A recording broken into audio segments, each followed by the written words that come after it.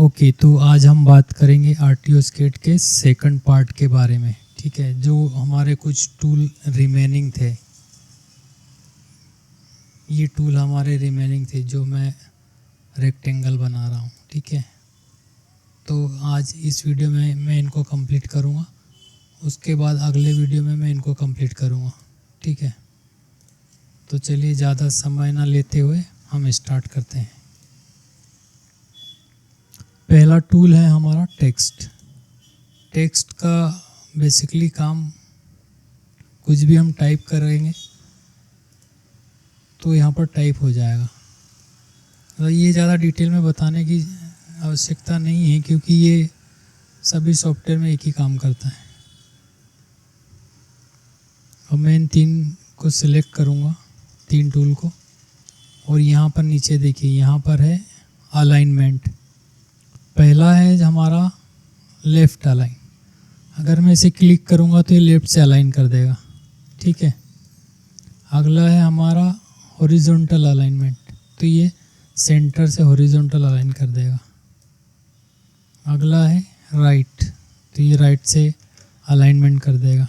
ठीक है, बाकी अब इसमें देख लेना, बॉटम से हैं, वर्टिकल सेंटर है, टॉप से हैं, एक एक करके आप चेक कर लेना। ठीक है, अगला है हमारा एरो टूल। एरो टूल का बेसिकली काम क्या होता है, यहाँ पर क्लिक किया और इस प्रकार से ये शो करने के लिए, किसी चीज़ को इंडिकेट करने के लिए आप इसे ऐसे भी कर सकते हैं। ठीक है, इसी के नीचे है डिटेल। डिटेल का क्या वर्क रहता है, जैसे कोई सी मेजर बारीक चीज़ है, उसे हमें आपको उसकी डिटेल दिखानी है, तो इस प्रकार से हम उस पर ड्रैग करेंगे और सेकंड यहाँ पर ड्रैग करेंगे तो ये इस प्रकार से उसकी डिटेल दिखाएगा।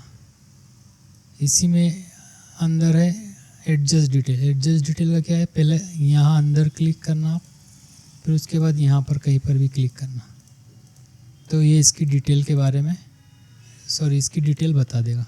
ठीक है, यही इसका यूज़ है और कुछ नहीं है, डिटेल के बारे में बताता है। अगला हमारा आउटलाइन टेक्स्ट, ये टेक्स्ट को आउटलाइन कर देगा। ठीक है, उसी के अंदर है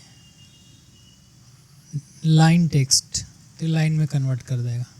ठीक है, इसी में नीचे है लाइन टाइप लेबल। इसका क्या वर्क रहता है, मैं यहाँ पर क्लिक किया और यहाँ पर नीचे यहाँ पर टाइप करता हूँ मैं टेक्स्ट टूल। ठीक है, और फिर यहाँ पर क्लिक कर दूँगा तो इस प्रकार से इसकी डिटेल दिखा देगा। समझ रहे हैं। अगला है हमारा हैश टूल। हैश टूल का क्या मीनिंग होता है, ये यहाँ पर ऑटोकैड में भी देखा होगा आपने, जिन्होंने ऑटोकैड चलाया है उन्होंने ऑटोकैड में देखा होगा। हैश टूल एरिया फिल करता है ये। अब मैं यहाँ पर क्लिक करूँगा तो ये एरिया को फिल कर देगा। ठीक है, इसमें और भी डिटेल है, अगर आप नीचे यहाँ पर देखेंगे तो अलग अलग इसका डिटेल बना हुआ है, ये इस प्रकार से। तो अब बारी बारी चेक करना है इसमें कौन सी डिटेल कहाँ पर है, किस प्रकार से आपको फील दिखाना है।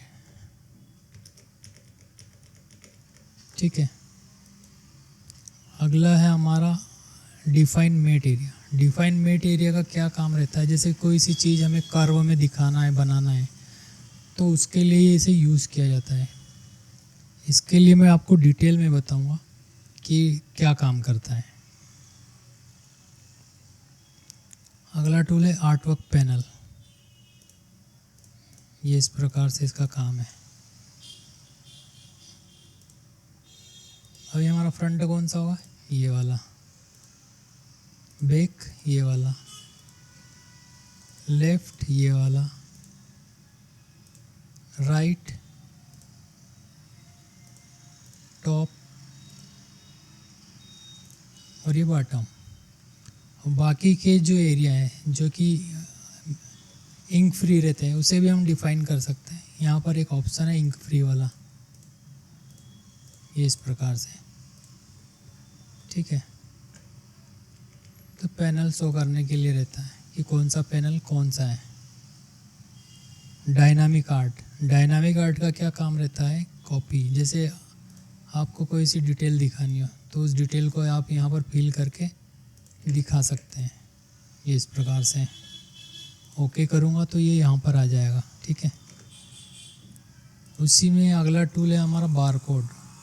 इंडिया में बारकोड EN 31 से स्टार्ट होता है, ठीक है, और स्टार्टिंग होती है 890 से।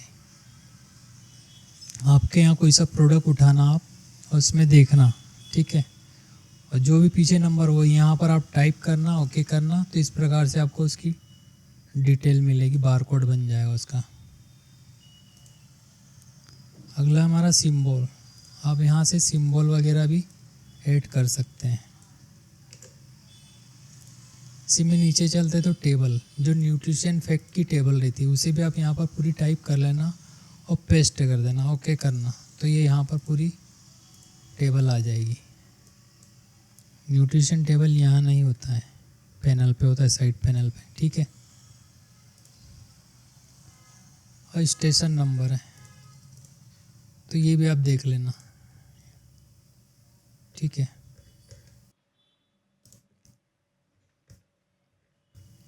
अगला टूल है हमारा एक्सटेंड। अभी अगर यहाँ मैं क्लिक करूँगा तो ये तो बिल्कुल अनंत हो जाएगा, पता ही नहीं चलेगा कहाँ तक इसका एंड है, ठीक है। तो हम क्या करेंगे, इसे कर्व करेंगे। मैं यहाँ से टूल लिया, इसको कर्व कर दिया, ठीक। अब मैं इसको एक्सटेंड करूँगा, यहाँ पर क्लिक करूँगा तो इस प्रकार से इसको ये पूरा सर्कल कर देगा, एक्सटेंड कर देगा ना। जो आधा था उसको पूरा एक्सटेंड करके उसने पूरा कर दिया, ठीक। इसी को अगर हम हटाएंगे तो रिमूव क्लियर एक्सटेंड, तो इसे क्लिक करेंगे तो हट भी जाएगा, समझ गए। अगला टूल है हमारा मेज़र। मेज़र का क्या काम है, नाम से ही पता चलता है मेज़र। तो ये एंगल दिखाएगा, ठीक है, लेंथ दिखाएगा, एक्स में इतना है, इस प्रकार से डिटेल दिखाएगा मेज़र वाली। एट्रीब्यूट, हाँ इसमें थोड़ा डिटेल है। इसमें क्या रहता है, लाइन कौन सी है, कट वाली है, पॉइंट कितना है उसका, कितने पॉइंट की लाइन है, 2 पॉइंट की है, सब टाइप में कुछ नहीं है।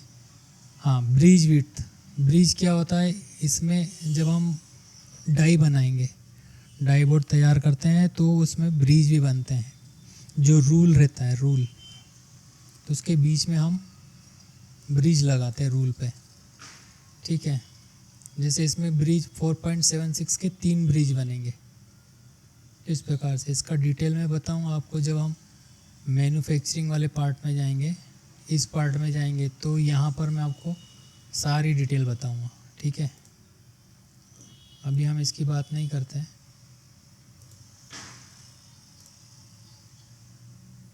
ठीक है, तो ये हो गया हमारा। अब मैं इधर चलता हूँ। ये मेरे पास एक बॉक्स बना रखा है मैंने आपको इमेज दिखाने के लिए कि ये जो एड ग्राफिक है ये कैसे वर्क करता है। तो एड ग्राफिक में हम क्लिक करेंगे, ठीक है, और यहाँ से डेस्कटॉप पे मैंने एक फ़ोल्डर बना रखा, उसमें एक कुछ इमेज रखी हुई, उसी से मैं आपको दिखा देता हूँ। ठीक है, ये इमेज मैंने ली, ये अभी फिट हो गई है, ठीक है। अभी मैं क्या करूँगा, दोनों को सिलेक्ट करूँगा और उसी के नीचे एक ऑप्शन है रजिस्टर बिटमैप। तो रजिस्टर बिटमैप जो है क्या करेगा, इसको रजिस्टर कर देगा। यहाँ पर आप जो है आउटसाइड ब्लीड, आउटसाइड साइड कौन सी रहेगी, आउटसाइड वाली इमेज हमें कहाँ लगाना है, बाहर के साइड लगाना, ना कि इनसाइड के। और यहाँ पर स्केल टू फिट को अनचेक कर देंगे और ओके करेंगे।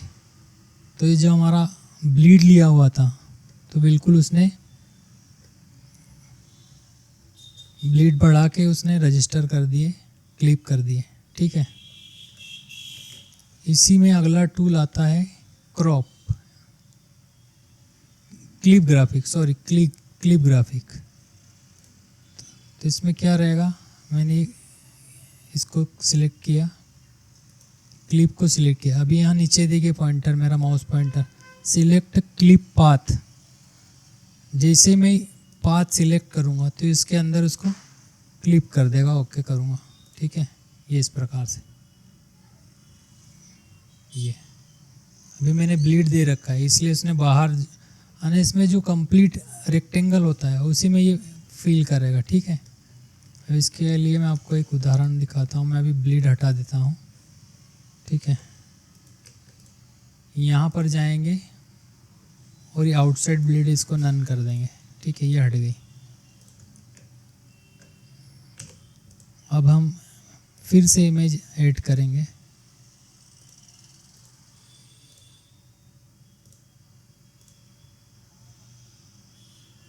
ये हमारी इमेज आ गई, ठीक है। मैं इसको थोड़ा मूव कर देता हूँ। तो कौन सा था हमारा? Clip graphic. मैंने ये ग्राफिक सिलेक्ट किया, उसके बाद मैंने क्लिप सिलेक्ट किया और यहाँ पर ओके कर दिया।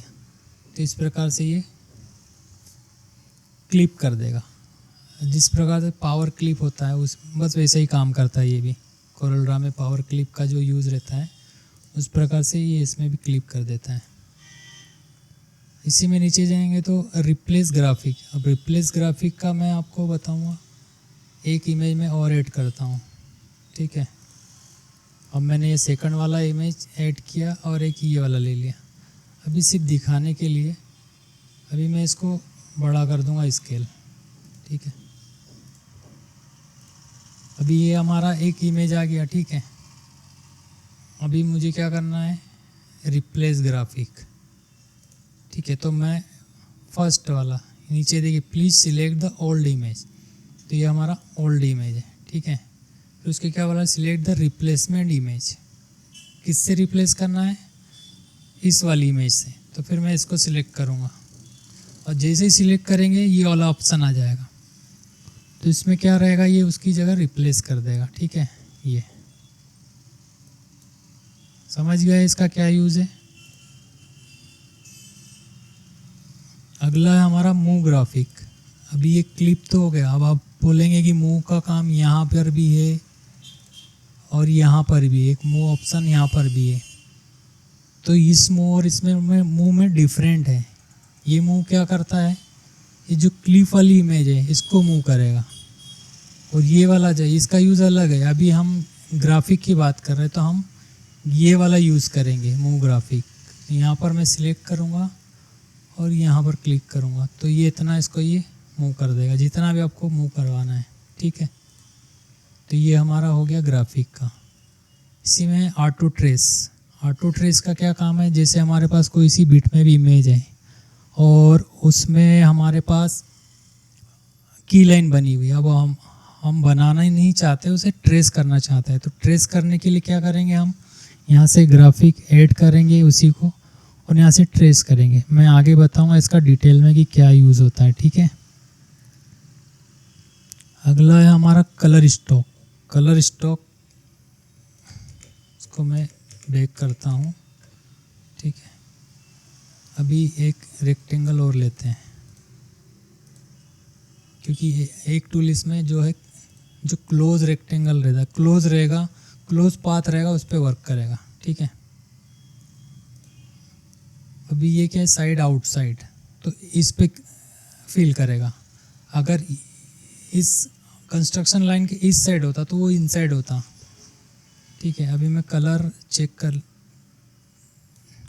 फिल कर लेता हूँ, यहाँ पे पिक कर लिया मैंने ये। अब ये इनसाइड इसको फील कर रहा है, आउटसाइड कर रहा है, सॉरी आउटसाइड कर रहा है, ठीक है। तो इस प्रकार से कलर फील कर देगा। हम इसको सिलेक्ट करेंगे, इसके नीचे है फील यहाँ पर काम करेगा।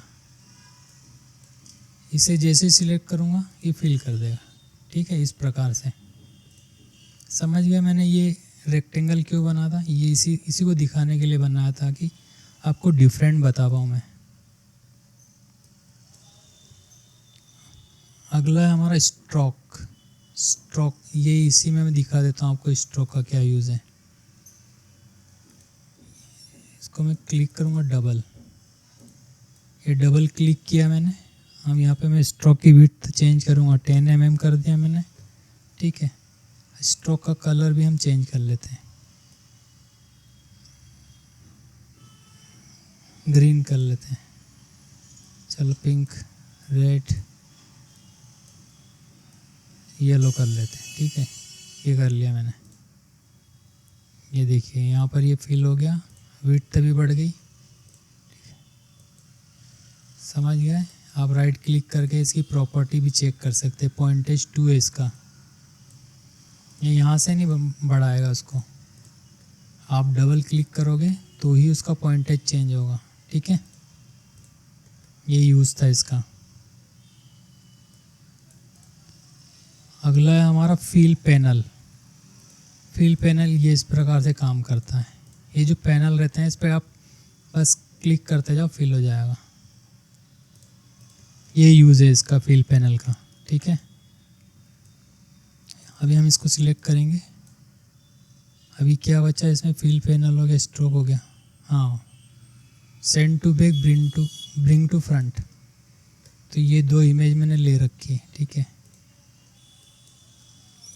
इस वाली इमेज को मैं सिलेक्ट करता हूँ, पीछे वाली इमेज को सिलेक्ट करता हूँ और यहाँ लिखा है सेंड टू फ्रंट, तो जैसे ही क्लिक करूँगा ये फ्रंट पे आ जाएगा। फिर नीचे वाले को ऑप्शन को क्लिक करूँगा तो ये बैक चले जाएगा। बस यही डिफरेंट था इसमें, और कुछ नहीं था। तो इस वीडियो में इतना ही। हाँ, मैं एक छोटे से क्रैश कोर्स बना रहा हूँ, ठीक है। अभी बना रहा हूँ, थोड़ा बहुत बना लिया है मैंने, लेकिन अभी चल रहा है काम। ये इस प्रकार से, ये देखिए इसमें 5 वीडियो रहेंगे जिसमें आपका कंप्लीट कवर हो जाएगा। आप प्रिंटिंग लाइन में आराम से जॉब कर सकते हैं, ठीक है।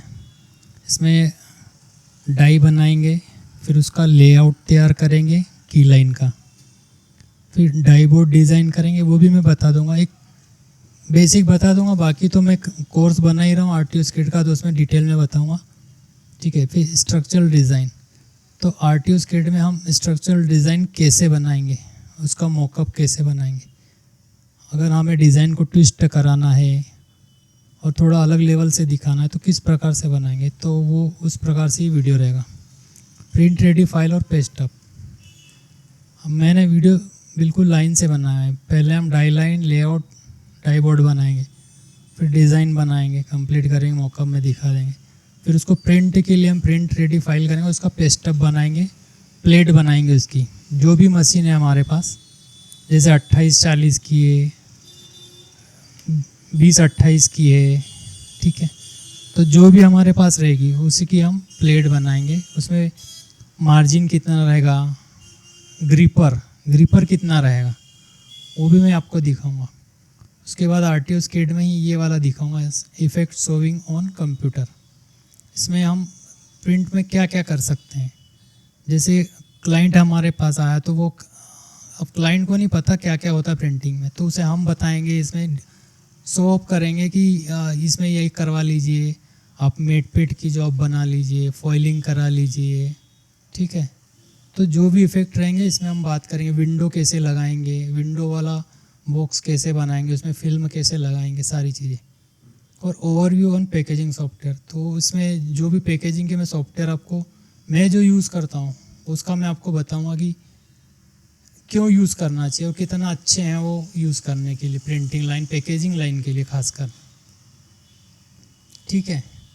तो इस वीडियो में इतना ही, अगले वीडियो में मिलते हैं, तब तक के लिए गुड बाय, थैंक यू।